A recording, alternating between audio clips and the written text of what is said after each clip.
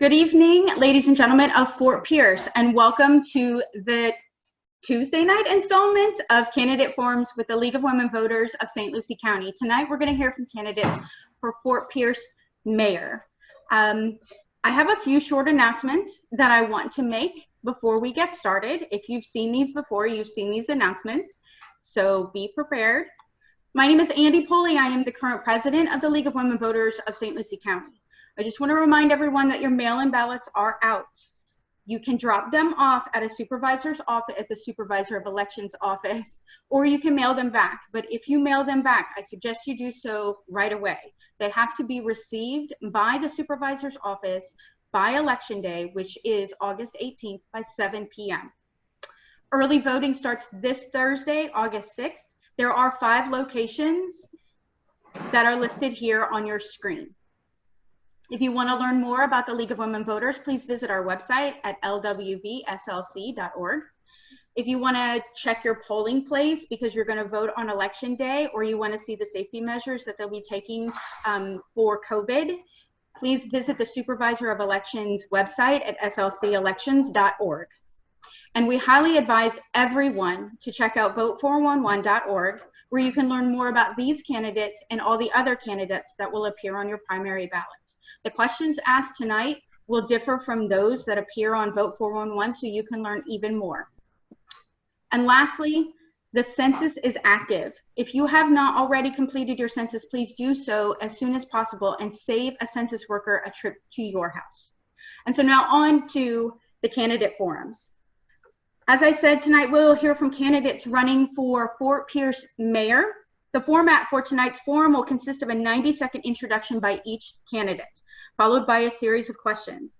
Each candidate will have 2 minutes to answer each question. Finally, the candidates will make a 2-minute closing statement. The order of candidates was randomly selected earlier.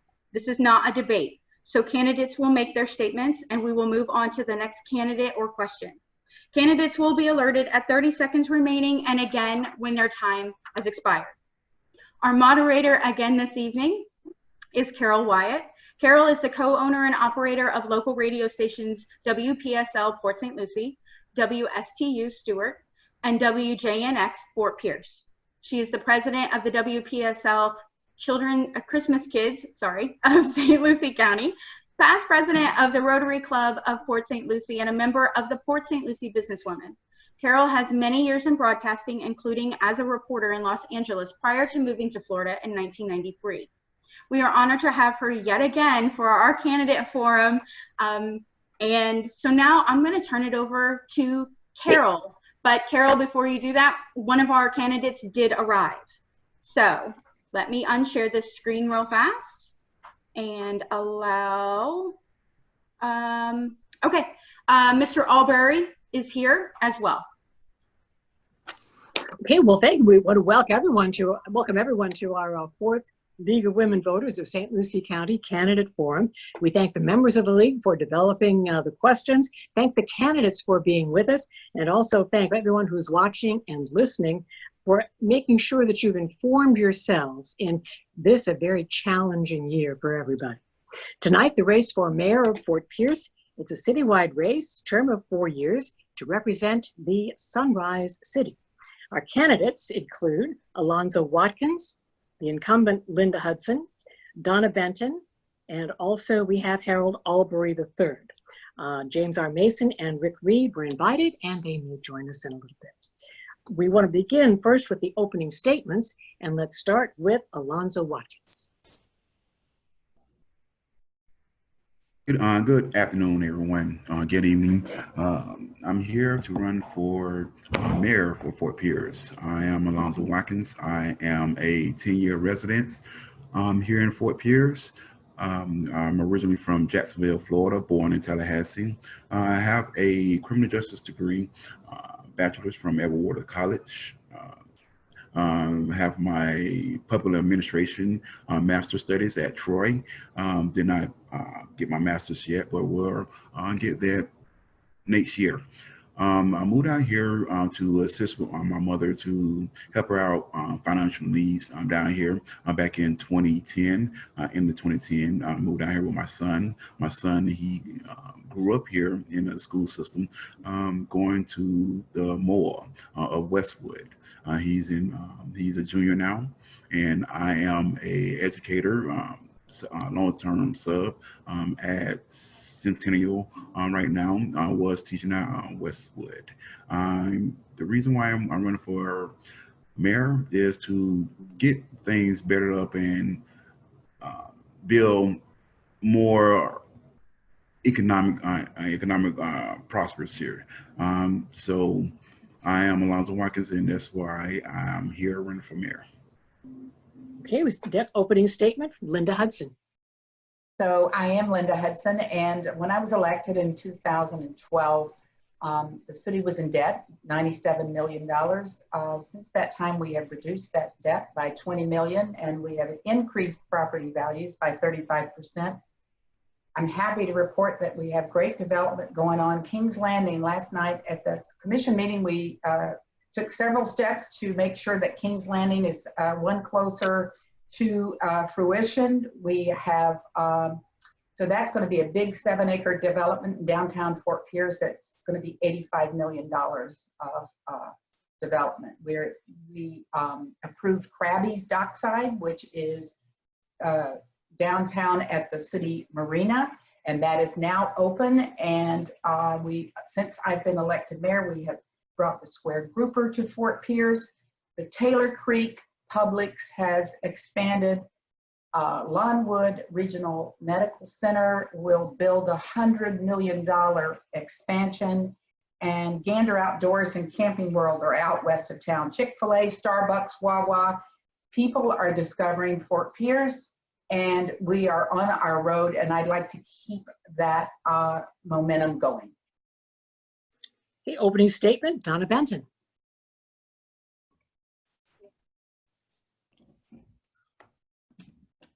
Good evening, and thank you. Donna Benton, your resident of the city of Pierce. Have 17.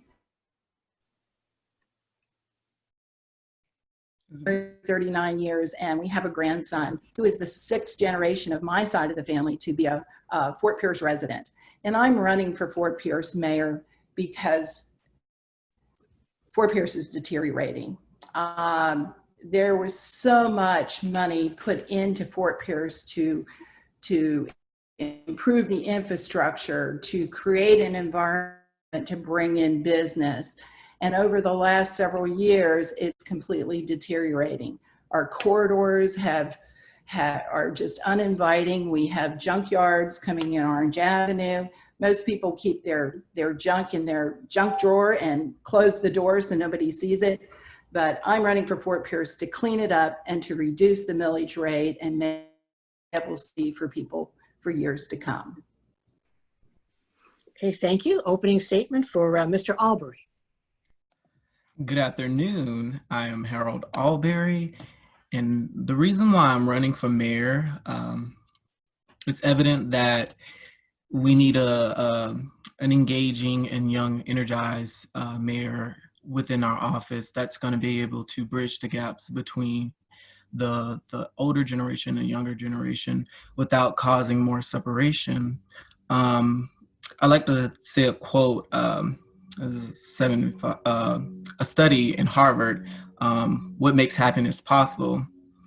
It says, it's best to lean into our relationship and create communities rather than lean into ourselves and money.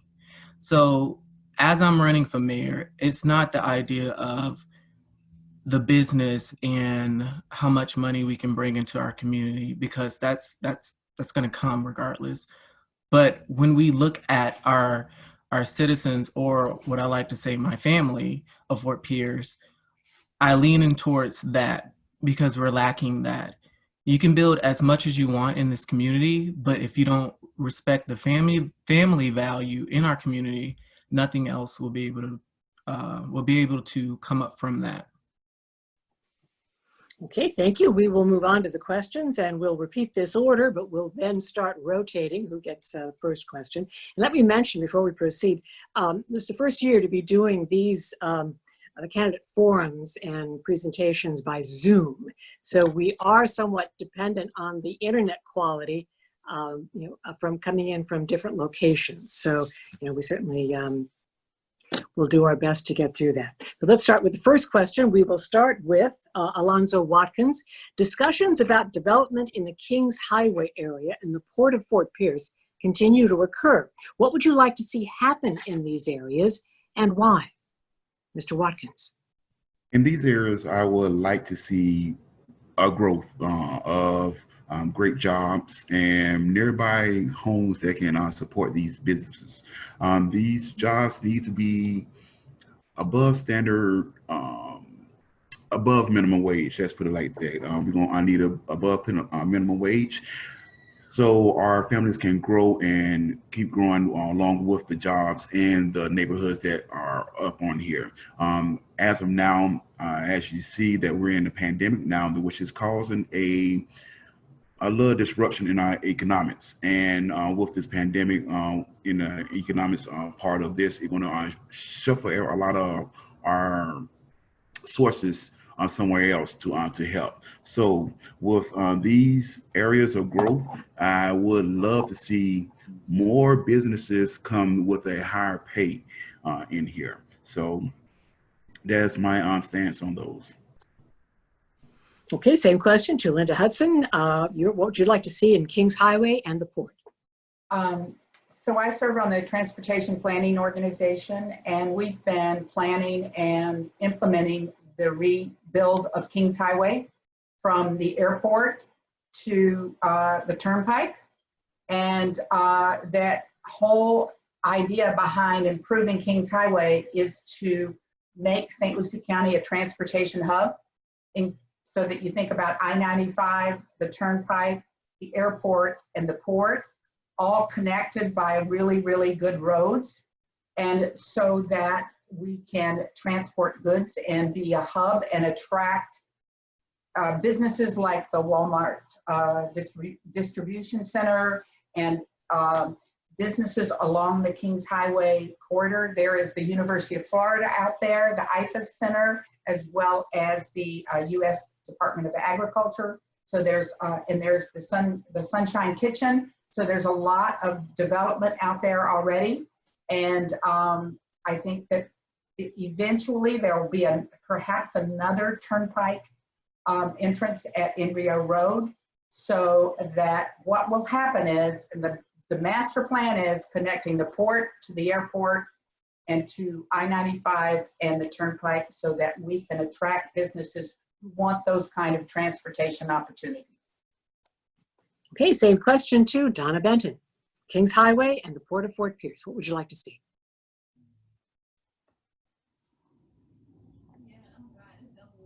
The Kings Highway area is definitely a catalyst for Fort Pierce to become that transportation center. We do have a great position on the East Coast with 95 and the turnpike joining together by Okeechobee Road. So we have that opportunity, and I think it does need to be continued and promoted, and we do need to make our corridor in that area. When you get off of 95 and Okeechobee Road, it needs to be presentable and it needs to be inviting. So when these companies do come to town, they know that they're coming to an area that appreciates them and appreciates who they are, so that they can bring in viable companies. As far as the Port of Fort Pierce, I've been working with the Port of Fort Pierce people that are coming in and bringing in mega yachts. Buddy Hack, who has been over and working since an Indian River Terminal. In fact, my client had Indian River Terminal under contract prior to the county purchasing it. Bringing in millions and millions of dollars with the retrofits that were being done. It brought in major jobs. It's amazing the amount of people that Buddy was hiring in Fort Pierce and getting them training to promote the the Port of Fort Pierce. And I think that's a catalyst too that we've got to continue with. And Fort Pierce is a part, it's in the city. We should have a say in what happens. Okay, same question to Harold Albury. Port of Fort Pierce and Kings Highway. What would you like to see? I'm going to start with the Port of Fort Pierce. I definitely want to see a streamline connecting between the education and far as making sure everybody has the proper education when it comes to being able to get these jobs when it comes down to the mega yachts. So far, we haven't seen as much development, and we can blame it on the pandemic. But when we are inviting these companies in to make sure they're able to sustain themselves, I think they need to be able to prove themselves strong in any type of weather that presents itself like a house. So definitely making sure we have profitable businesses that's able to educate our locals and making sure they're hiring a certain percentage of our locals within our city before we expand outwards for other employees. And when it comes down to the Kings Highway, development is actually going pretty well. So really pushing forward what's already going on there and making sure that the locals are informed. So when these jobs actually do come in, that we're hiring a certain percentage of the locals. Okay, we'll move on to the next question. We'll start with Linda Hudson.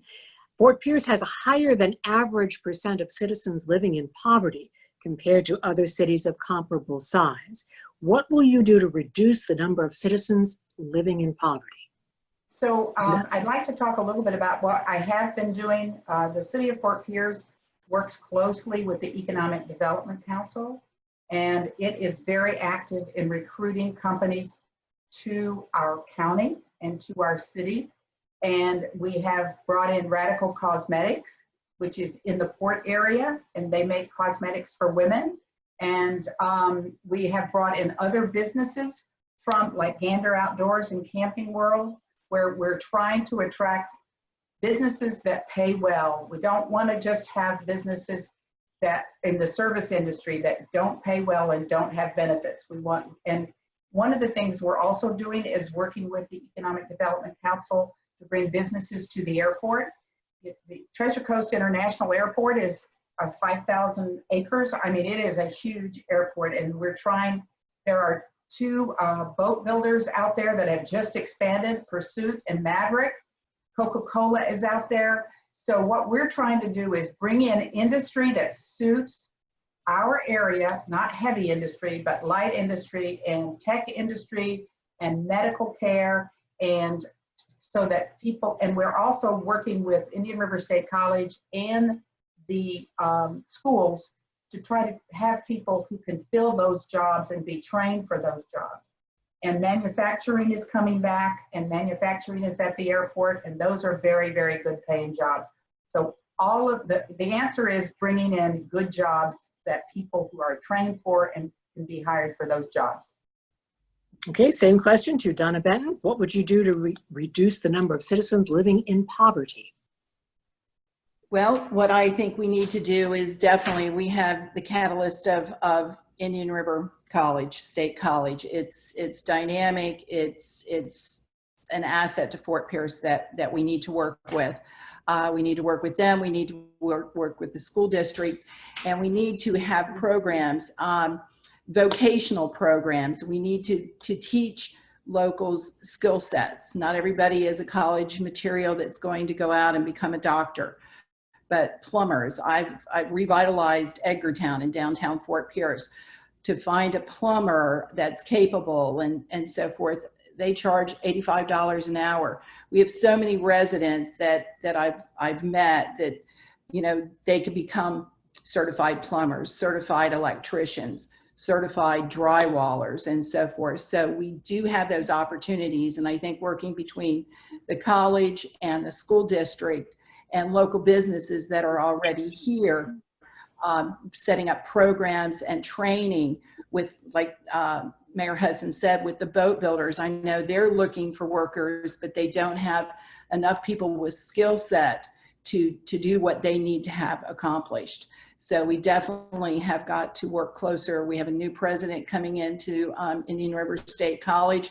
We need to work with him, and we need to work with the schools to get those vocational programs up and going. Okay, same question to Harold Albury. What would you do to reduce the number of citizens in poverty? Well, first we need to figure out what's their strongest skill, rather than what's wrong as far as, poverty. It's evident that people are living in it. So being able to pivot and engage citizens where they're already at and go from there. I think what we're missing is that link between knowing what people are already capable of doing, and we don't know. So we're always trying to figure out and throw these random jobs here that we think are going to get off. But if the citizens aren't already leaning towards a certain way, we're just bringing random jobs here to fail. So first, as a leader, figure out what is it that the community is the strongest at, and then we can go from there. And of course, we're going to focus on educating and skill sets and trades, which will always, be the main focus once we figure it out. But at the same time, we have to figure out what's strong. And you need community engagement to do that.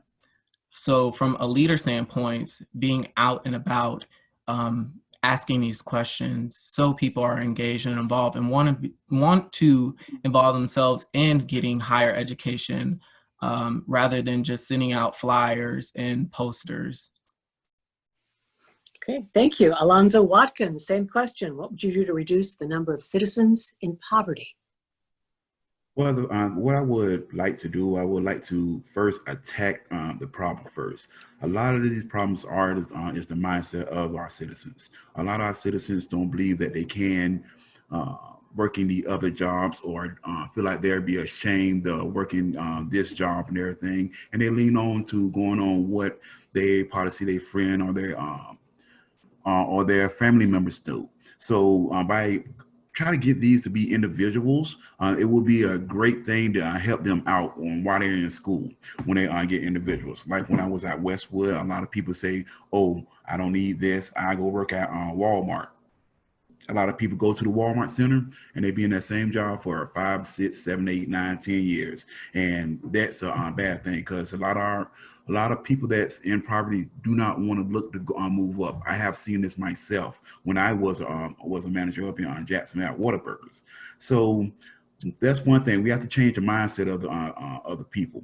Then once we change the mindset, we have to show them how that they can move up and get more money going on also. We have a depleted service, public service around the United States. We need more firemen. We need more police officers. We need more social workers. We need more nurses. We need doctors also. I want to push our youth to try to get these jobs. These jobs need to be filled. If these jobs not be filled, you're going to have a major problem. I used to work in corrections at once. I was working 16 to 18 hours a day. And when that happened, I'm tired, come home tired, then I got to get back up 8 hours to go back to work. We need to fill these jobs first. They can get out of poverty this way. And once we get them to looking at other jobs, or instead of just the low income jobs, then we can move ourselves out of poverty. And that's when you can get people into housing, in better housing. They can buy their house, and we can bring down the millage rates because we have more taxpayers. So that's what I'll be my thought. Thank you. Thank you. Next question, we'll start with Donna Benton. Florida's environment and ecosystem are some of its most appealing attributes for visitors and for residents. Maintaining the health of the environment is important to continuing that appeal. So what are your top 3 environmental priorities for the city, and how will you implement those priorities? Donna Benton. Okay, top 3 priorities for the city as far as environment goes. I definitely think that we have to continue monitoring Taylor Creek. We need to make sure that when the water comes through the canals and C-24 canal and all of the locks, that it is filtered, that we get the least amount of fertilizers and so forth coming into our estuary.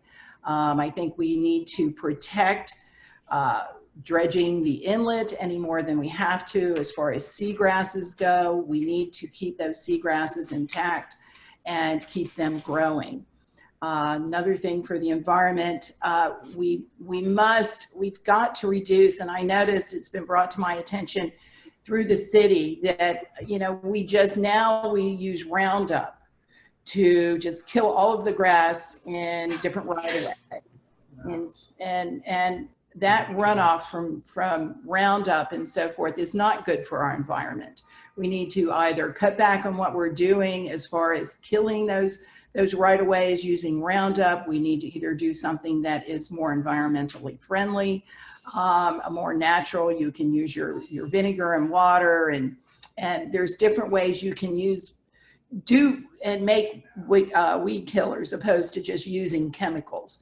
So I think that's a major thing that the city itself can look at of what they're doing through public works to promote that throughout the community to be more environmentally friendly. And that in turn saves our water. Okay, same question to Harold Albury, your top 3 environmental priorities and how would you implement them? Well, my main goal is creating a sustainable city and creating a walkable city, so we're reducing the mileage in our cars. So that's definitely number 1 on the list. So instead of having us out and about in our cars commuting, we're actually out and about riding our bikes, engaging with each other instead of polluting our planet when it comes to our car emissions. Secondly, when it comes to building and tearing down forests and trees, definitely implementing something that requires business to replant those trees elsewhere, but double the amount. Not only will that be able to beautify our city, but it's also adding back to our planet. I definitely believe in give as much as you take standpoint. So requiring businesses not only just to put a sidewalk, but actually put trees, put plants that's going to actually survive. And then when it comes to creating safer energy, making sure we're fueling our planet with solar energy. I believe solar is the way to go. So making sure we're building up less gas stations and more areas to charge your cars, to push for more electric car and energy. Okay, thank you. Alonzo Watkins, same question, your top 3 environmental priorities. My top 3 environmental priorities is to keep the lagoon clean, keep the St. Lucie River clean. That's one of my top priorities because that's one of our major sources of tourism right there. They love our causeway and our beaches. So by keeping those clean, that will be one of my top priority. My second priority is recycling. Recycling is one of the great things that we do need to do, and also have recycle bins out in public, more recycle trash cans and trashes around the city. By doing this, it will eliminate more waste and start filling up the landfill that is on the other side of 95 up the road. So that's another one of my top priorities to try to do, cut the waste and the trash that's in the neighborhoods and in the city, cut that down.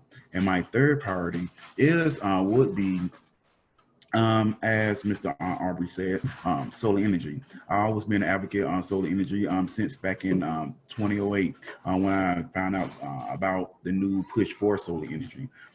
This will cut down a whole lot of gas, as he said, but also it can help our neighborhoods. Also, if we pull up on solar panels on houses, on people that own houses, and solar panels in public buildings. Also, with that, it will create a surplus of energy, which can bring the light bill down for a lot of our members that live in Fort Pierce. Okay, thank you. And for Linda Hudson, top 3 environmental priorities and how would you implement them? So my number one priority would be continue working on moving the wastewater treatment plant off Hutchinson Island. And the progress we've made on that is that we have just conducted a study with St. Lucie County, and we have identified the place where the wastewater treatment plant is going to go. And we, the FPUA, the Fort Pierce Utilities Authority, has put in $20 million in terms of getting that land ready to move the wastewater treatment plant. And so now everybody's on the same page. We know where we're going to move it, and we're starting to make the investment to move it. But the price tag is huge, and we recognize that. So we're very, very dedicated to finding a solution to moving that. And I think that moving that off the island allows that land to be developed and keeps the island from ever having any kind of danger from the wastewater treatment plant. My second priority would be to extend the Moores Creek Park and extend the improvements on Moores Creek. Moores Creek is a tidal creek, and we've done a lot of improving, and we want to extend that improvement further west, and that we have a lot of water cleaning features in Moores Creek. And last of all, we just need to recognize that Veterans Memorial Park and Indian Hills Recreation Park and the City Marina and the islands in front of the City Marina are all projects that have water cleaning features and clean the water before it goes into the lagoon. Okay, thank you. We'll start the next question with Harold Albury. In your opinion, how important is the Florida home rule in city government and a city council's ability to execute ordinances, codes, and other official actions when the state and county laws and codes do not adequately address a city's specific needs? Mr. Albury. Can you repeat that question for me? How important is Florida home rule in city government and the city council's ability to execute ordinances, codes, other official actions if the state and county laws and codes don't adequately address the city's needs? I'm not too familiar with the home code rules. So yes, that would be something I would have to educate myself further into. If you can give me a brief synopsis of what it is, and maybe I can answer it from that point of view. Would you like the league to do that? The league is, yes, knows a lot about home rule, Florida home rule. Sure. The long and short of it is that the home rule protects city governments and more local municipalities it gives them the ability to implement ordinances, rules, and regulations that best suit their specific area and the needs of their specific area, as opposed to just the state making rules for us all. Okay. Hey, Mr. Albury. Thank you. Okay, so I definitely think it's important. One, especially with my area and how there's plenty of landfills and homes that aren't up to code. When it comes to holding landlords accountable, when it comes to making sure our city is beautified at the end of the day, which gives people a sense of pride and integrity. I definitely think it's important that we're able to implement that, but on a scale of what's right for the community and not just one person. Because I know that sometimes we have certain people, 2 or 3 people that feel that certain things shouldn't go up or certain things shouldn't be in a certain section when the entire community hasn't came together to voice their opinion on it. So with that being said, making sure at the end of the day that there's community engagement when it comes to anything of that nature. Okay, same question to Alonzo Watkins. How important is Florida home rule? How important it is? It's very important to, it should be very important to each county, each city, each municipality. Why I say that? Because each city and each county is totally different. Like I said, from Jacksonville, it's different from Jacksonville to Miami, from Tampa to Orlando, from Fort Myers to Fort Pierce. It's totally different. So it will help establish what is needed and what can be sustained in that city. A lot of times the city would make great decisions on what need to be built and how to be built, because let's say we're on the in the middle of the state where it's a lot of aquifers and all, and they need to know how far they can dig deep, or if they can dig or put a building there, and if they have an aquifer up under them, or a spring cave up under them, it will upset the land and cause havoc for them. So each area should know itself and how to build on their area. So I believe it's a good thing, and it's very important for each municipality to have. Okay, for Linda Hudson, in your opinion, how important is Florida home rule in city government? Very important. So I am a member of the Florida League of Cities. I am on the Florida League of Cities Board of Directors. Home rule is their number 1 issue. So every year when the legislature meets, we're advocating for cities so that we each can be pass our own laws and pass our own ordinances, and one size doesn't fit all. We're not all the same. And so some cities want different ordinances than others. And the legislature seems to think that all cities are the same. And so we're constantly advocating with the legislature to remind them that all cities aren't the same.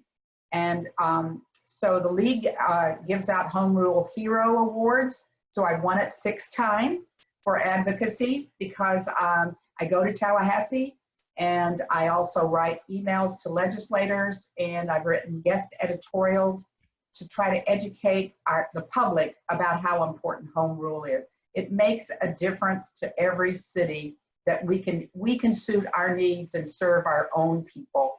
And the biggest issue that the league has been working on is the issue of short-term rentals, because some cities want to have it by zoning and have it by duration, and the legislature doesn't want any regulation at all on short-term rentals. And so that's been a big bone of contention between some cities and the Florida legislature, and I'm sure that will continue on, and will continue on with our advocacy. Okay, thank you. And for Donna Benton, how important is Florida home rule in city government?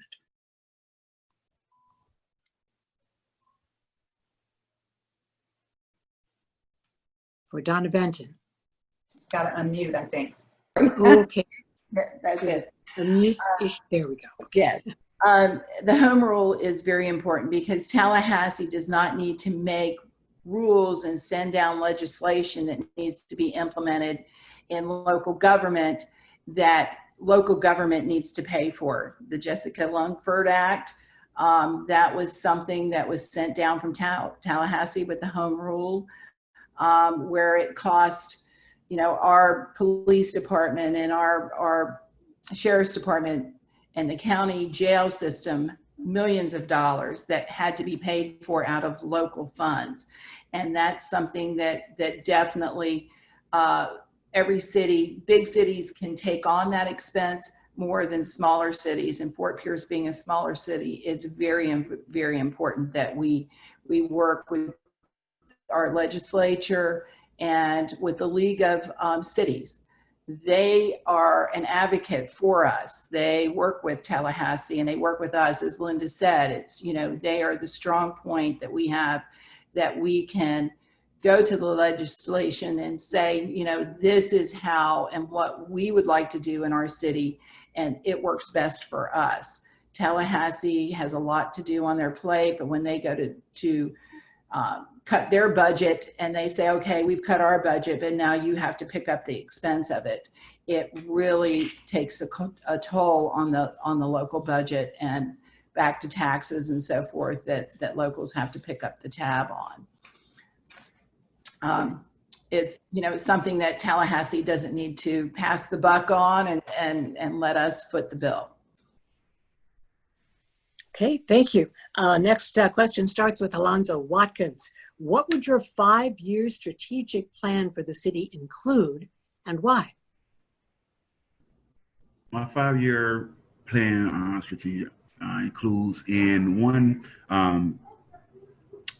fighting back off this pandemic is one. The next 2 years going to be kind of excuse my words, hell on us because we're going to have to try to rebuild back from this pandemic once we get a vaccine for this virus that we have.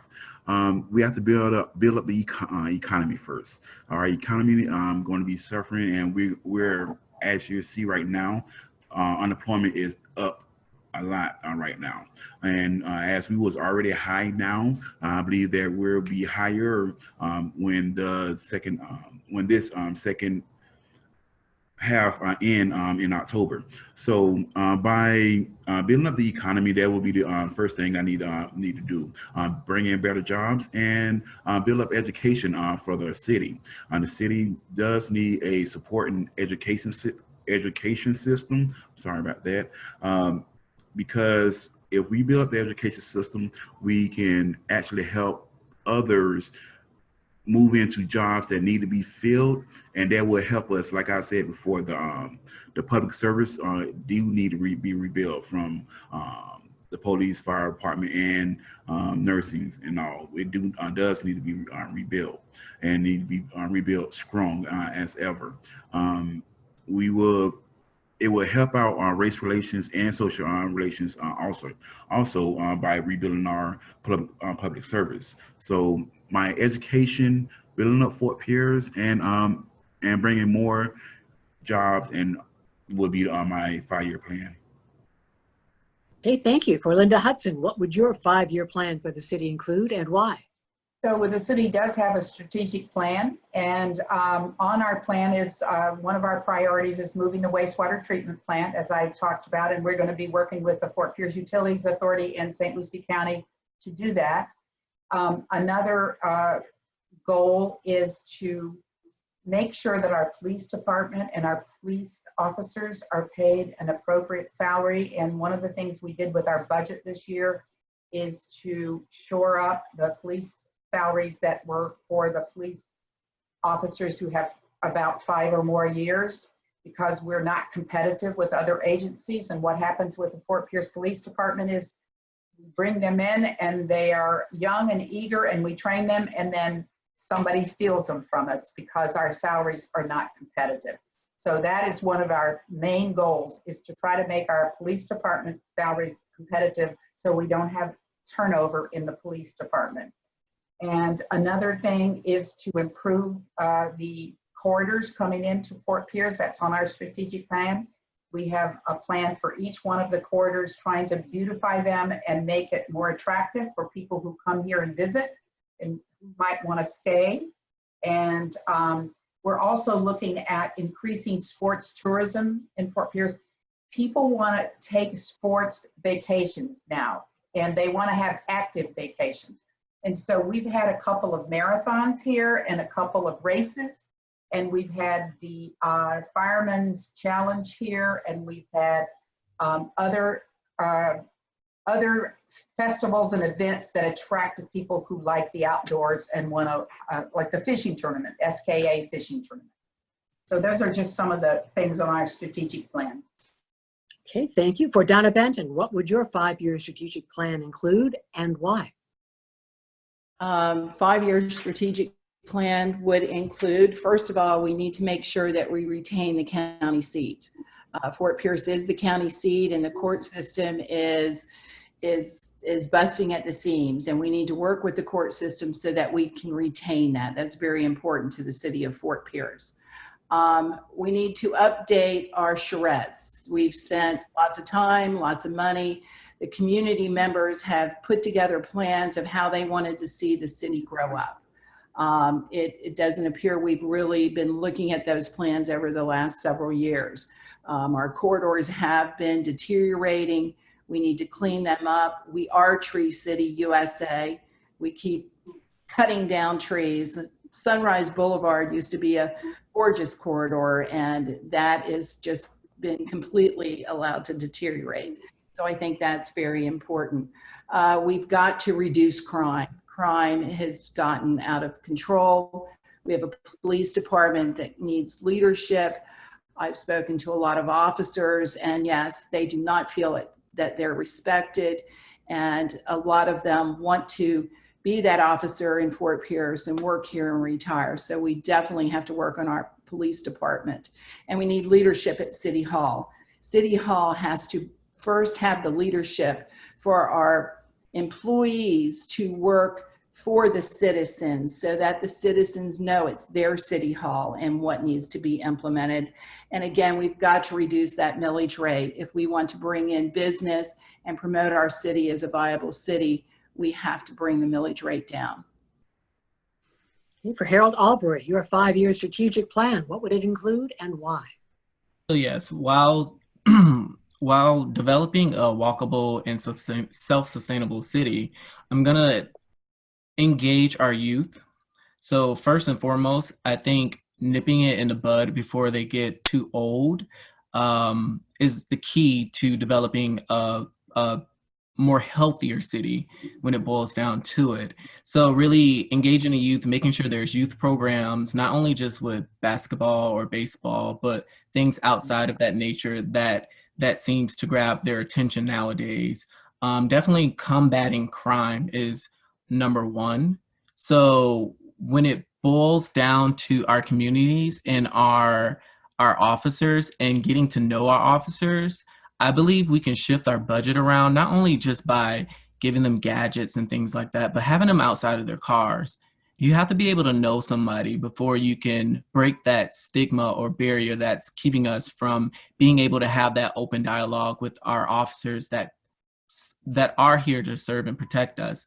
So really breaking that stigma by having our officers more outside of their cars, not only will reduce the maintenance and the need for more cars, but you will actually start to create a relationship between the communities with the officers and the people that they serve. Improving our transportation system so that we're pushing for a more walkable community. Instead of focusing our development around our cars, we need to be focusing our development around our citizens. So improving our bus transportation and making sure it's running to every part of the city that the community can actually benefit from. Also increasing our local businesses, making sure our local businesses stay unique and thrive and don't have to compete with other businesses such as Dunkin' Donuts or any fast food chain restaurant that's already out there, and pushing for more ownership in the city. Okay, thank you. For our last question, we'll start with Linda Hudson. In the event of a second wave or continued first wave of COVID-19, what would you do to ensure the health and well-being of citizens? Linda So Hudson. I think we learned a lot with this first wave, if that's what it is, a first wave of pandemic. We've watched this whole country learn, I think. And I would, what we did, I think, was we went into we closed down City Hall. We asked people to stay home. If you remember that, it was slow the spread, stay home. And then it got to a point where people didn't want to stay home. And so then we said, wear a mask. We didn't require it, we just suggested it, and protect the most vulnerable, which is people who are older and people who are sick. So I think that if we have a second wave, we would be much smarter about all of the sanitation that we needed to do, and also wearing a mask. That would be something that I think that everybody's kind of learned is a courteous thing to do for somebody else, especially for those who are most vulnerable. But I think what we wanted to do and what we would try to do again is keep businesses open, because we really need businesses open, but keep them open safely and try to mitigate the spread as much as we can. And we know how to do that now. And many of our businesses and our, for instance, the FPUA, they have the plexiglass that separates them from the customers. Everybody's now social distancing. So I think that we would have started those best practices earlier, and I think that's what we would do if we had a second wave. And I'm hoping there's going to be a vaccine. For Donna Benton, same question. In the event of a second wave of COVID-19, what would you do to ensure the health and well-being of citizens? Well, I think we need to continue with promoting common sense when it comes to washing your hands, being respectful of others, and that social distancing. And again, everyone's wearing masks these days, and we need to be very conscious of that. I think we've got to promote and we have to find testing that can be done on the same day basis. It's something that's very, very viable. We're right now, we may be in 14-day quarantine. Our son's been exposed. So, but again, testing has to be waiting for 3 or 4 days before you can get tested. Then again, it's another time frame until you get the results of those tests. So I definitely think that it's something that has to be faster, and the results need to come in quicker. And I know they're working on that, but it's definitely something that we need to promote and have it more available in the city of Fort Pierce. The building department, that has been closed. I know there's been issues there. It's something to make the city continue to be viable. We have to make sure that they are open and readily available, even all aspects of City Hall, that business can continue. We just have to use common sense and be forthcoming and be proactive. Okay, same question to Harold Albury. In the event of a second wave, what would you do to ensure the health and well-being? Well, since we're still currently dealing with it, still buckle down to prevent a second wave from even impacting us on the scale of the rest of the country. Definitely push for more businesses when it comes to the open space. I just recently read that one of my favorite places to visit, and just hang out, Pier Cider Works, is undergoing a lot of heat right about now. But with that business, it's very open. You have the opportunity to social distance yourself from a lot of people. So pushing for more businesses like that on scales around the city, if we were to ever be impacted with the second wave or even the third wave, or this just never goes away and never get back to normal. So pushing for more open space when it boils down to it, making sure we're social distancing and making sure we're pushing for more takeout when it comes to our restaurants, and family engagement. I think people are really missing the opportunity to engage with their family, and they're not getting the message. So pushing for more family engagement. If you need to get restaurant food, have it delivered or take it to go. But let's push for more family engagement and not miss this opportunity to understand ourselves more. Okay, thank you. For Alonzo Watkins, in the event of a second wave of COVID-19, what would you do to ensure health and well-being? Mr. Watkins. To engage in our health and well-being, what we need to do, we have to make sure that everybody is safe. Everybody has a mask, and if everybody do not have a mask, they have somewhere to get a mask, because masks, they're kind of expensive right now, and a lot of people that's in the low poverty area, they cannot afford masks. So I want to make sure that they have some masks also, along with the other people that can afford them. That's one thing. Then we have to keep promoting better hygiene, wash your hands, and all that. But one thing, as a teacher myself, and what have transpired over the couple of weeks, we have to get in touch with our schools. Our schools, I believe myself, even though I'm an educator and I will be reporting to school next week, I believe that our schools should be open for our children. We have to go down, to talk with school board, go down to Florida Department of Education and inform them that we do not need to have our schools and our kids in school as of this moment until we find a vaccine to combat this pandemic. That is one thing. Then with that, we have to get our businesses try to keep our businesses open. A lot of just now starting mom and pop businesses, restaurants, stores, they're closing now because they cannot transpire in this pandemic and all. So they cannot work well in this pandemic as we are doing so right now. And their money just getting cut low, cutting every time. So with that, I would try to see if we can how downtown with their business, try to close off some streets so they can open up outside, so they can go out there. If people need to get out the house, fight the cabin fever, they can have a place to go and practice safe distancing also. So I will try to push that for the best I can.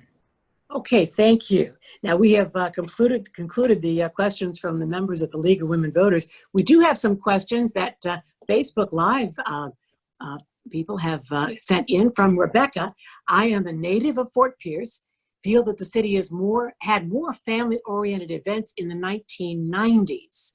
What will you do to help new families living here or who travel through here feel that Fort Pierce is a place to raise their families? And I believe Donna Benton would be next in the order. Donna Benton, if you'd like to answer that.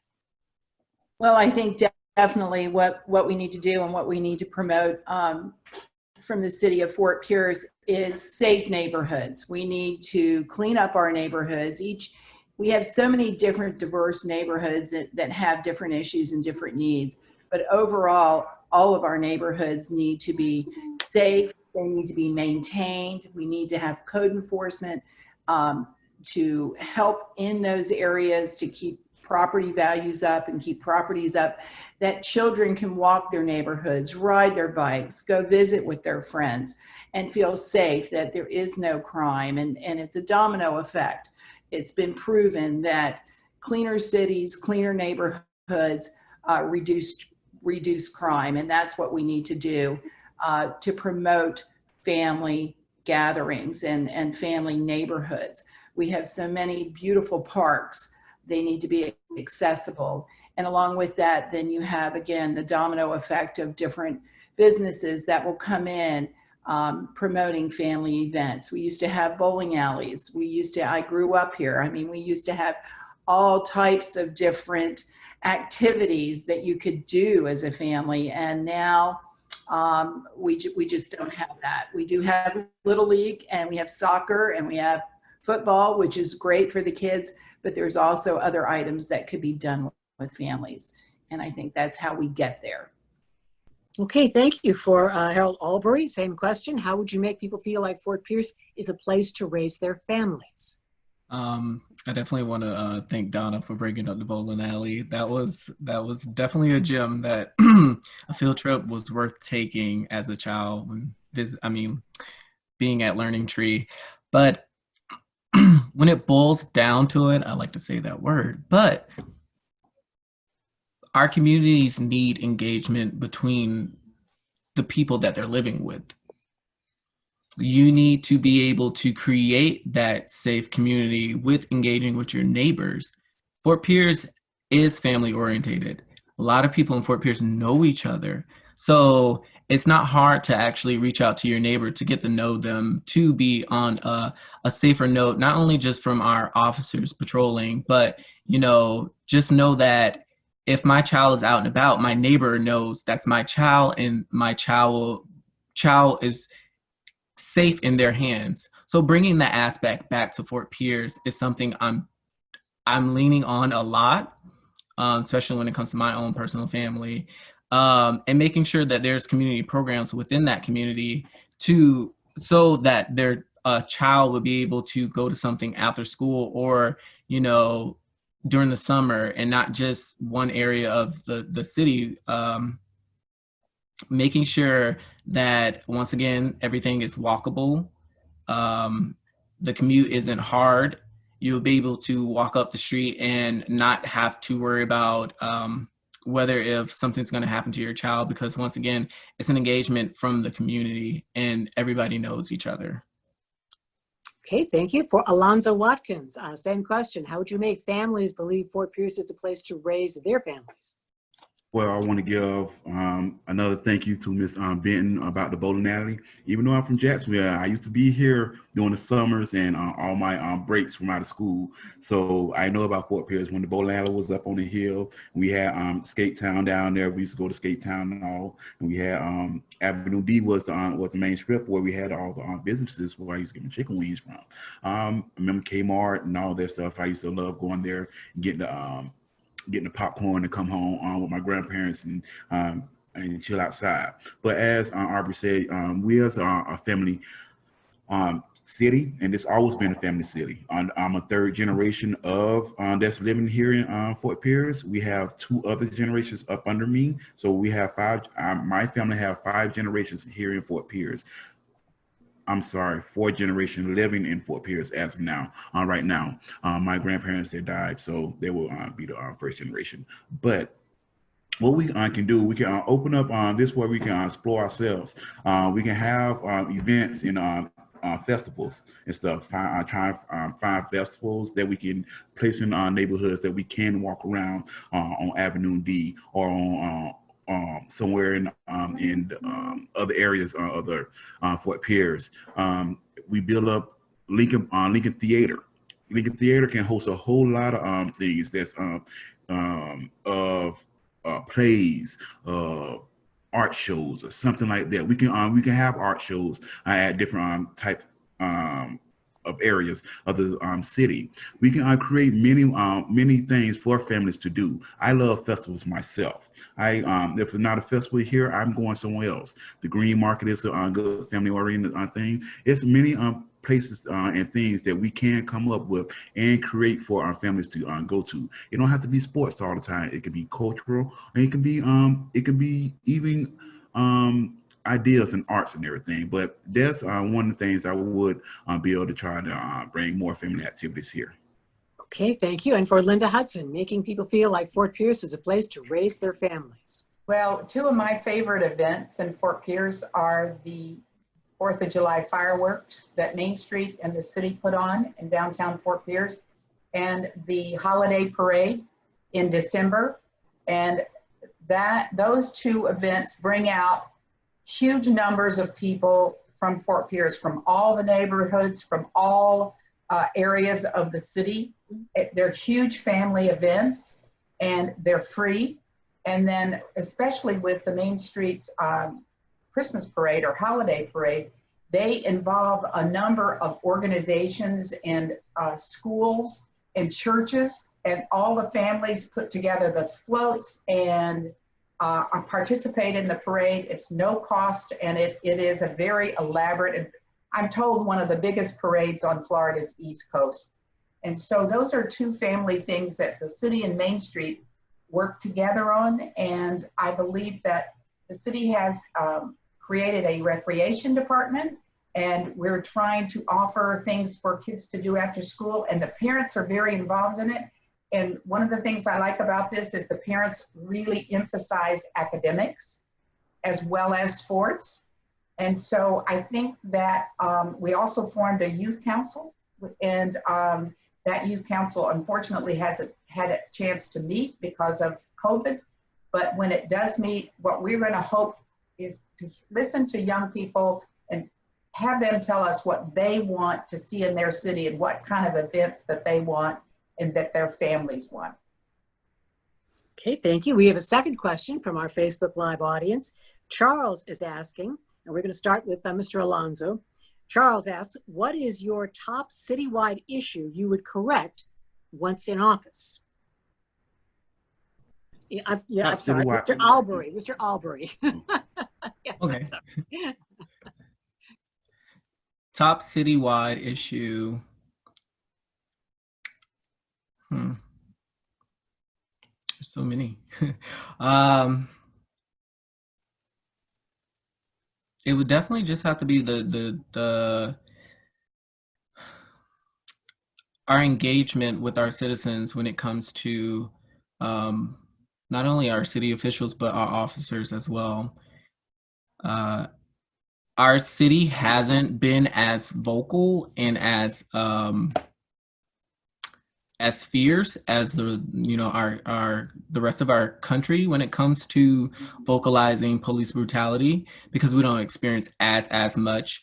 But let's not get to that point. Let's not wait until a random incident happen that you can't really judge who's wrong and who's right, and then start a riot.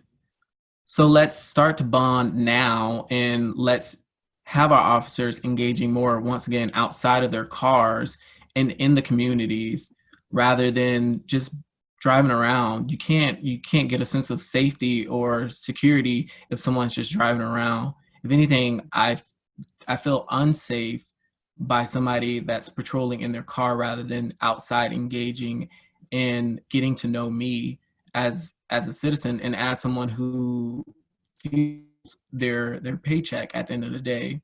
And that's not to hold that over their heads, but it should be a mutual agreement. If you're trying to get home safe at the end of the day, don't you think I'm trying to do the same thing? If you have a family, don't you think I have a family? So really creating that bond and that open space to be able to communicate efficiently with each other, and not on a scale of power. Okay, thank you. For Alonzo Watkins, same question. What is your top citywide issue you would correct once in office? This question is not an even question, because different parts of the cities have different problems. So this is kind of hard to answer. I'm sorry, but one of the issues I would like to try to address is the crime rate here. Gun violence, breaking and entries. I would like to try to address those right there by trying to get more neighborhood involvement of knowing who and how people are coming in your neighborhood. They have more programs of neighborhood watch, or more programs of police roll call out that they have sometimes. More out of the car with the police officers, more community involvement with the youth these days. Not just the small youth, but I'm talking about the youth, the teenagers and young adults. Young adults and the teenagers is majority where your crime come in at. Where I did my studies and have done a paper on. So if we can address that, we can pull some of the crime out of the way, so that we can better our city and our neighborhoods with the crime. So that was one of the major issues that I would try to fix once I'm in office. Okay, thank you. For Linda Hudson's top citywide issue you'd correct. So I think I would like to try to correct the perception that Fort Pierce is a crime-ridden city, because Fort Pierce's crime has been reduced, especially violent crime. The stats show it, but what happens is the perception that it isn't a safe city lingers even after you've really made some progress. And I'll give you an example. We have a police department that is fully accredited, is professional, is led by a professional, and yet that there's a couple of individuals who are trying to make the police department look like it's rife with problems. And I would like to change the perception of Fort Pierce, that people don't think that this is an unsafe place, because we all live here. It's not unsafe. It is unsafe if you go certain places at 2 o'clock in the morning, but that's in every place that you live. And so I would really work to not only change the attitudes of our own residents about crime, and also to change the attitudes of visitors and potential tourists that want to come here, people who want to live here. And I think that one of the ways that we can do that is some of the things we're doing already. We have a police advisory board that meets and is appointed by the commission, and they bring problems to the police department, and the police department explains what they do and how they do it. And we have front porch roll calls. We have a lot of community policing going on right now. So I want to change that perception. Okay, and same question for Donna Benton. Your top citywide issue you would correct once in office. I think what I would correct is being more transparent, being more honest when it comes to the numbers and comes to issues that are within the city. You know, crime is definitely one of the issues. I've dealt with it with rentals in Edgartown, and I've had the police come and they go, oh, well, you didn't see this guy break windows, so we can't arrest him. Never dusted, never wrote it up, never did anything, brushed it under the rug. And I think that happens on a daily basis. So with that transparency, I would ride with the officers. I'd find out exactly what their issues are. What is the need of the city, and how do we promote that neighborhood policing that everyone desires and every neighborhood really needs, and let them tell us. They're out on the beat. They know what they're dealing with every day. I've had an issue where the sheriff's department absolutely knew the correct rule when it came to real estate and tenant issue. The Fort Pierce Police Department had it so totally wrong. So we need to have that training also within the police department so they know what they're going out and they're addressing. We need to correct the morale. We need to increase the morale between the police department and City Hall. Our employees work for the taxpayers and work for the citizens. So when they come to work, they need to enjoy their job. They need to understand they're not there to, to collect a paycheck. They're there to make the city a better place, and it starts with them. So increasing morale and transparency is very important. Okay, we have more questions from our Facebook audience, and we'll be starting with Alonzo Watkins. This question comes from James.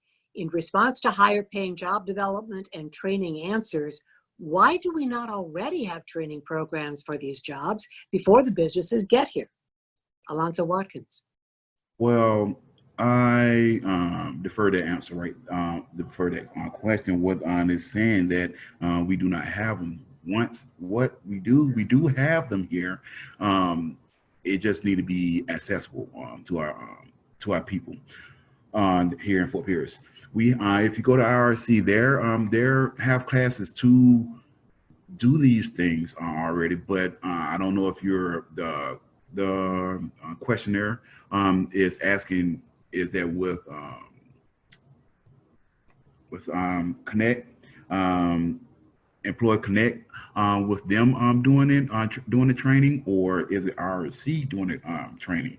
But we would try to, I would say we do already have those here at RC, and they need then our people need to actually apply for these jobs. We just need to have to connect them to the college so they can do these jobs for them, like working in HVAC or AC, solar panels. They have these high-paying jobs. We just have to get our citizens to go after these jobs, or go after these programs that they already do have. Okay, for Linda Hudson, same question. Why don't we already have training programs for these jobs before the businesses get here? We do. We do have a Career Source trains people all the time and offers retraining, and the Treasure Coast Manufacturers Association is always looking for people, and they will hire people and train them. But what they want is somebody who shows up and who's willing to learn and who's willing to stick it out. So the high schools have career academies. In every high school, the school district has really emphasized vocational training and business training. And so there is the opportunity in the high school. And then of course there's Indian River State College. It is a community college, Aspen Award winning, which means it's #1 in the country. And a community college's strength is it serves the community. It trains people for jobs and learning and life in the community. And I think that our community college has done a fantastic job of training, and those options are out there. Trades, you can learn trades at Indian River Community State College, or you can go through the academic program. So they are out there. And so if the person who asked the question wants any more information, I can put him or her in contact with each one of these organizations. Okay, thank you. For Donna Benton, the same question from James. Why don't we already have training programs? Well, I do think that the training programs are out there. I think what we do is we need to have more community outreach through our churches to let them know what is being offered, that they can get the word out through the community. Sometimes people don't have the transportation available to go to the college and find out. So if we can work through a community outreach program, work through our churches, and work through different organizations such as PAL and Boys and Girls Clubs and so forth, to get the information out of what is available. I mean, we have the opportunity being, we're basically becoming the boat building capital of the Treasure Coast, if not of Southeast Florida. And there's so many good jobs that can fall into place and for our community members to acquire. But I do think it's something that has to be done through the city, through community outreach, and get the word out and let people know what is available and what and how to get involved with those programs. Okay, same question, Harold Albury. Why don't we already have the training programs? Yes, to piggyback off of Ms. Hudson, we already do have them. And like Ms. Benson said, they're not fully aware about it. So making sure that the community knows about this, and once again, you can't just do it through flyers, through little posters throughout the city. You really have to go and engage the citizens within the city to let them know that there's opportunities out there for them to be able to grab. So that comes with leadership. That means having a leader to really be the voice and be that person that's making their citizens aware that there are programs out there for them. And making sure when we're bringing in these certain jobs, that these jobs are required to provide training for our citizens, so they're not left out of just the loop when it comes to getting these jobs. And also, I meant to mention it earlier, creating a school that's focused on just training our young adults. So a high school that's a vocational school where you're able to learn mechanics, tech, what are the fields? Probably even yachts, where they're actually engaged in things that they want to actually do. So that makes the learning even easier for them, because they're going to school and they know at the end of the day, they're not having to go off to RSC to go get their separate training, their separate education. They're already there at that school that's dedicated to giving them the skill sets. We used to have chop shops and things like that in school, but we no longer have that. So really dedicating an actual school within our city that's providing that for the kids. In that way, the kids will become more engaged when it comes to their education. Okay, thank you. And we have another question from our Facebook audience. We'll be starting with Linda Hudson. Question is from Bob. Should we build tiny houses for our homeless and our vets? That's it. That's kind of caught on in other cities, and I certainly would like to look at that. I think that I don't know if a city can build houses for people, but I do know that there are organizations and there are favorable tax status for companies to do that sort of thing and build small developments of small houses. particularly for vets. And many of our homeless are vets. And I think we want to treat our veterans with a great respect. And so I think that the financing mechanism would have to be worked out about how, but I would certainly be interested in investigating the tiny houses. I have never, ever gone to see them, but I've always been intrigued by them. And I know it's catching on in other cities, and it's certainly a new idea that I'd like to look at for Fort Pierce. Okay, for Donna Benton, tiny houses for homeless and vets. I think it's a great idea. I actually had a very nice conversation with a vet who has been in Fort Pierce just about as long as I have, and remembered a lot of the old businesses and so forth, and the dynamics and how great Fort Pierce was. And unfortunately, he's fallen on hard times. And so, yes, we need to locate an area. We have so many different areas of Fort Pierce that could be possible, that is close to transportation, close to businesses, something that we can create that viable area for vets. And if it's a tiny house community, if it's something where it's you know, a larger building and they have kitchens, something that they can share, I definitely, through the state, there's all kinds of state funding, there's federal funding, is something that we definitely need to address. If we have the best grant writer that anybody can find in the city of Fort Pierce, there are grants available, and they can be public grants, they can be private grants. Lots of philanthropists that love to give their money for programs that would help vets and help cities to provide homeless and vets, you know, housing. So it's definitely something on the city side that we need to be friendly.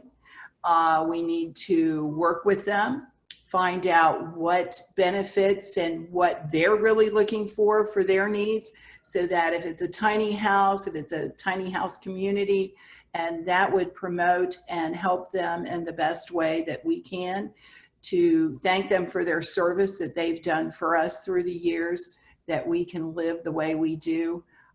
Definitely, it's something that needs to be done, and I think it can be done through grant writing. Okay, same question for Harold Albury, tiny houses for vets and the homeless. Oh, I am all for tiny homes. Before I left Orlando, they were already implementing something for the homeless, but it was a little outside of the city. I believe it was in Buffalo, where they developed a land that's strictly for tiny homes. So when it comes to it, I would love to see that development within the city. So we're integrating and making sure our veterans are engaging with other citizens and not, you know, pushed off to a certain area of the city where they're not able to engage and, you know, tell our rich history of our city. I believe, I don't want to call them homeless, but people that lack home have rich stories to tell you that you can't get anywhere else. So making sure they're engaged with the community and making sure you're creating a safe environment so they'll be able to thrive off of. I'm also a part of the Cultural Alliance. So we're planning on developing community gardens around the city. I would love to see a tiny home probably on each plot of, you know, land that we're able to get. So not only is the community taking care of this garden, but the person that's in this house, whether it's a veteran or just, you know, a homeless person, they're able to have a sense of pride in something, to take care of something, and they're engaging in the community. So yes, I'm all for tiny homes. I love the idea. Me and a good friend actually were thinking of something like that to make sure it's cost effective, far as using some of the old, I forgot what they're called, but the 10 rectangle things, I forgot what they're called, the cargos, using some of the old ones, you know, and transforming that into a tiny home, which is very cost efficient. I believe it's about a little under $5,000 to buy and, to build and house, that can come from a community effort when it boils down to it. Okay, thank you. And for Alonzo Watkins, same question, tiny houses for homeless and for veterans. I would love to see that. That would be a good thing to do, but also would be a great thing to do is to try to get some of these houses that we have boarded up, just being closed down for a little bit. We can put them in there also. Many are homeless and our veterans. They would like to get back on their feet, and they can be close to society in the community where they can have access to programs of getting back on their feet, helping some people can, social workers help them apply for assistance, help them find jobs, help them find a way to get to and back to and from the veterinarian hospitals. I'm sorry. The Veterans Hospital down in West Palm Beach and all. So that will be a great thing to do. Not try to see, can you clear out an area, or if you can't clear out an area, it will cost money to clear it out, demolition some homes and all. But if you have standing structures that can house people, that will be a great thing, and that also put them back in the community, which they're probably laying on the streets from, or people looking over, and that will help out. I would love to see that our veterans and homeless people to be in a house some kind of way, so they can give them a little stepping stone to do so. And that's not just the people that you see laying in the streets, also the people that sleep in the cars in Walmart, parking lots and all. I have seen that. I have had a student that was sleeping in the car. One time I had to help out with, but that when a student sleeping in the car, it kind of did hurt me. But as I'm saying, tiny houses will be good and for the homeless and the vets. And if we can't do tiny houses, we can do structures that's not being used, homes and everything that's not being used. So that's how I feel about that. Okay, let's see. I think we have one more. It's fairly lengthy question. One more from Facebook. From social media users. Social media platforms such as Facebook and Instagram allow everyone to voice their own opinions in an open format. They also have become a place to voice inflammatory statements. How does a candidate that has posted something inflammatory convince the public they will be a public official for all people? That one we'd start with Linda Hudson. So you've posted something inflammatory, and now you have to sort of correct it. Is that the way the question?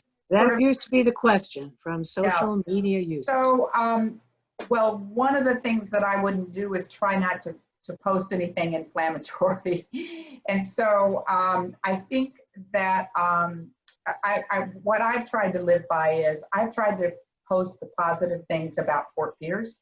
That's what I do on Facebook. And I try to recognize people's achievements and give them attaboys and good job when anybody has achieved something in Fort Pierce. Or for instance, the swim team just got at IRSC, just got some scholar athlete awards, and I like to share the good news about Fort Pierce. And I also don't, to me, being the job of mayor is not about me. It's not even necessarily about what I think. It's how I can serve the people and listen to the people and understand, and how I can move this city forward. And so I don't publish a lot of opinion. I think that is, we have 2 meetings a month, 3 meetings a month of our own commission, and we have to vote on issues. And Florida has a sunshine law, so you can't air the issue on social media, and because you would almost be violating sunshine. So you've got to kind of watch what you say and do on social media if you're an elected official. And so I would avoid inflammatory in the first place, but if I did it, I would apologize and try to move on. And I don't know exactly, because once you post it on a social media, it's supposedly out there forever, except one of those platforms. Maybe it's Instagram. So I think that, and Twitter, those things are all too easy to say something that you don't intend for it to be that way. And I just would very, very much be guarded against that. Okay, next to Donna Benton, same question. How was candidate convince the public they'll be a public official for all people? Yes, absolutely. Yes, Facebook, the social media, I think it comes down to like religion. Everything is interpreted in a different way, and everyone has their way of interpretation and their opinion. So something you may think is not you know, going to offend anybody, it may turn around that it does. And like Linda, yes, if that would happen, definitely would apologize for it. But yes, as an elected official, I do not think that social media is something that you would engage in unless it is something that is promoting the city, putting the word out in positive ways. And again, Twitter, I don't think that that's something that really becomes useful to a public official, because again, something that can be said, there's, you know, different ways it can be interpreted, and it doesn't always mean that it's interpreted properly. So is using the social media for things, I think, should only be used to promote ongoing things in the city, advocate for the city, and advertise for the city. And other than that, yes, personally, I don't think Facebook or Instagram, unless it's a family photo, would be something that would be used. Okay, same question to Harold Albury. If you've made an inflammatory statement on social media, how do you convince the public you'll be a public official for all people? When it boils down to it, it's interpretation. So if I were to post anything that may come off, you know, to some people offensive or anything, most likely I want that dialogue. I believe leaders are that vessel to have that open dialogue, to take all that heat and transform it into something greater. So if I am posting something that may seem outlandish or may have you question a lot of things, is because I want that open dialogue. We need to be able to have that open dialogue between each other. We should never, our opinion should never be so strong that we're unable to hear the other person. I have seen certain things on social media that before I judged it, I actually questioned the wordings, how it was used and why it was used, versus, you know, saying, well, they use this word and, you know, how they used it, they shouldn't have used it in the first place. Well, no, you know, they clearly were trying to have an open dialogue, that they didn't, they went about it the wrong way. It's kind of hard to bounce back from something like that. But when it comes to it, I'm open to have to have that discussion about whatever I've said, because clearly if I'm posting it, I want it to have an open dialogue about it.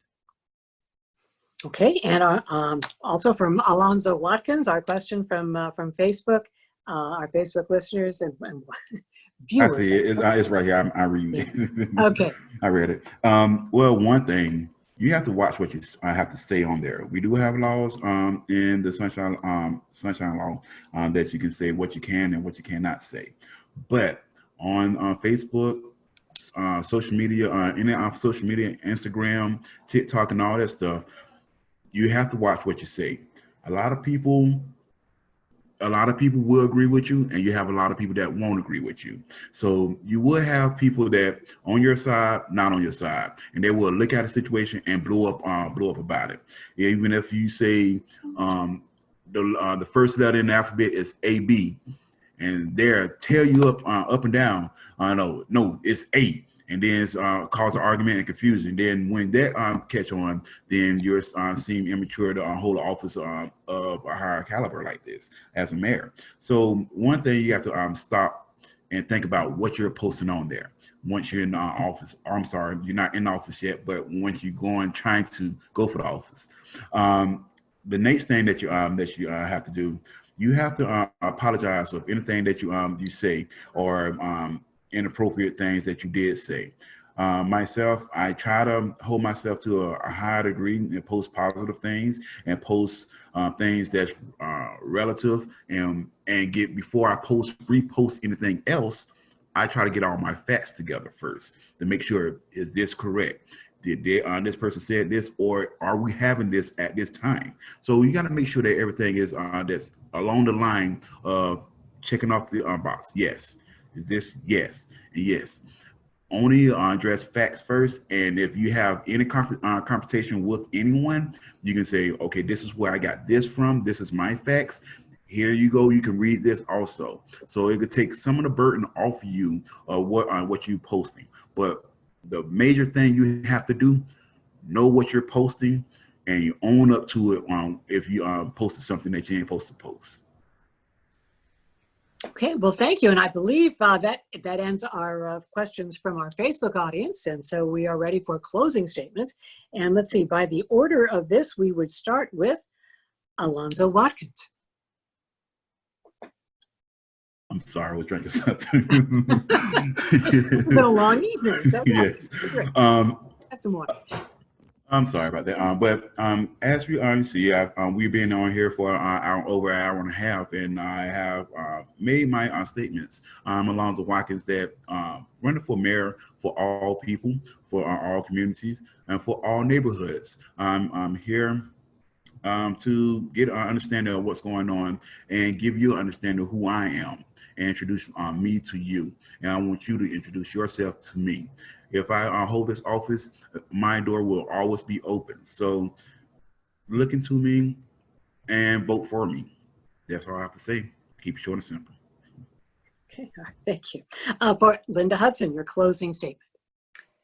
So I was born in Fort Pierce. This is my hometown. And I attended all local schools, including Indian River State College, and it was then a junior college. And so I love my hometown, and I've really enjoyed being mayor and representing Fort Pierce. I represent Fort Pierce in a lot of different venues in the county at different meetings, and in the Treasure Coast. I'm on the Treasure Coast Regional League of Cities and on the Florida League of Cities Board of Directors. And so one of the jobs of being mayor is to go out and promote your city and represent it, and always make sure people know Fort Pierce is in the house. And that's one of the things that I like to do. And I work at the job full time because I'm retired and I'm able to give it full time. It's supposed to be a part-time job, but I can assure you that it turns into a full-time job. I ran in 2012, and that is the first time that the elections in Fort Pierce were held with the national elections. And so what used to be an election of 3,000 people turned into an election of 13,000 people in the general election. So a lot more people were involved and a lot more people voted, and it changed the dynamic of elections and of the commission in Fort Pierce.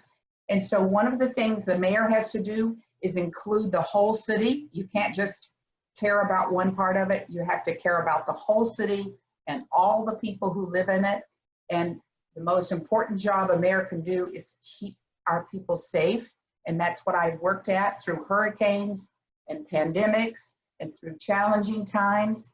And I really believe in the future of Fort Pierce. I believe we're moving Fort Pierce forward, and we've accomplished a lot. And people want change, but change came whenever I became mayor of Fort Pierce, because number one, I was the first female mayor of Fort Pierce. That was one big change. And then from then on, we've had a lot of positive changes. And I'd like to complete the job, and I hope I can have everybody's vote on August 18th. Linda Hudson, thank you. Okay, next, Donna Benton, your closing statement.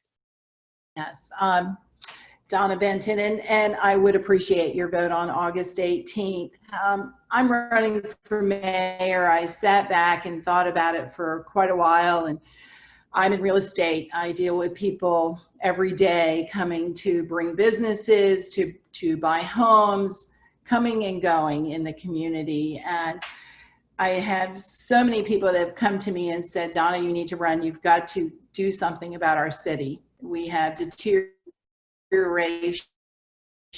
Our corridors are the way Google brings us to town. The millage rate. I'm all the time, why are the taxes so high when things are falling apart? So I'm running for mayor so I can make Fort Pierce better. Fort Pierce is such a gem. 1969, came here my first trip when I was 6 weeks old. Seeing the good, the bad, the ugly, and Fort Pierce was just so on track.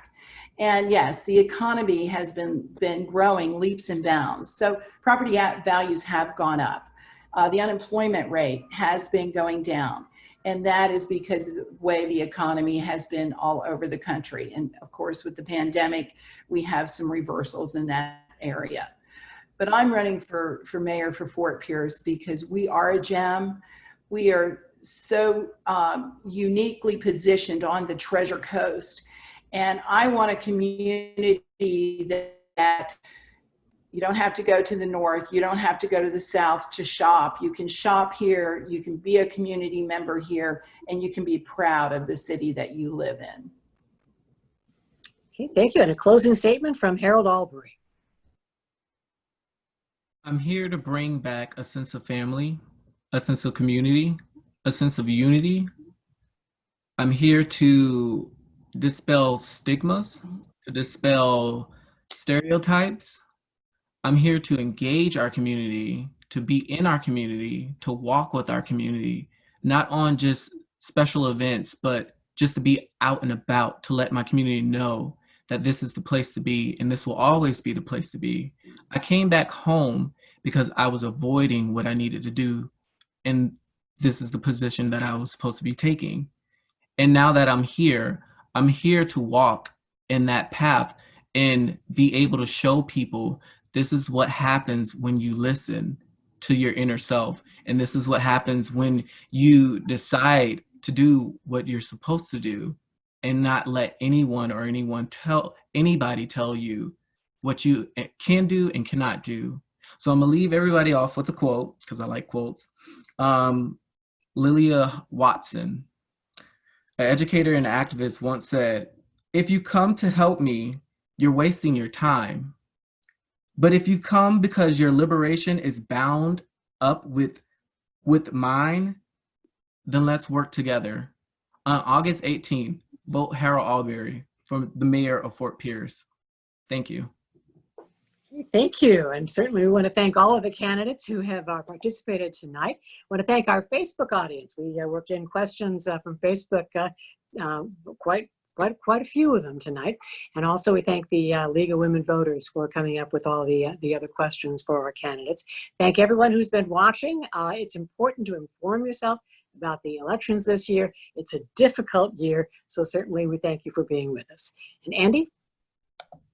Thank you, Carol, of course, for your fantastic job at being our moderator. You do a wonderful job every time, and we're so grateful to have you. Thank you to the candidates for attending and openly and honestly answering your questions this evening that were posed by the League members and by Facebook. I just want to remind everyone that the mail-in ballots are out. Please send them back.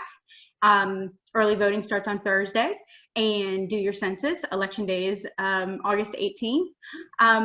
And we'll be back here tomorrow night at 7 o'clock to do a candidate forum for Fort Pierce Commission District 1. And then on Thursday, we'll be back again at 7 to do the Supervisor of Elections candidate forum. And we're currently planning out handling some of the primary races for the county commissioner's seats as well. So look forward to seeing the schedule for that. And Carol, not to put you on the spot, but we did air the last 3 on your radio station over the weekend. Do you think maybe we can do that again this time? We will do that again, and we won't even have to go in between the hurricane reports. So hopefully we'll be fine. We'll air them again. We'll be on WPSL this weekend. And hopefully you didn't just jinx us. But yeah, we'll have them on again. Awesome. So it'll be on Saturday, and starting at 11. Okay, I have the programmer right here. Yeah. Perfect. So yeah, we'll have. Perfect. So we hope you'll all come back and join us again for the next 2, and hopefully the 3 after that. Don't forget to vote. Thank you. Thank you.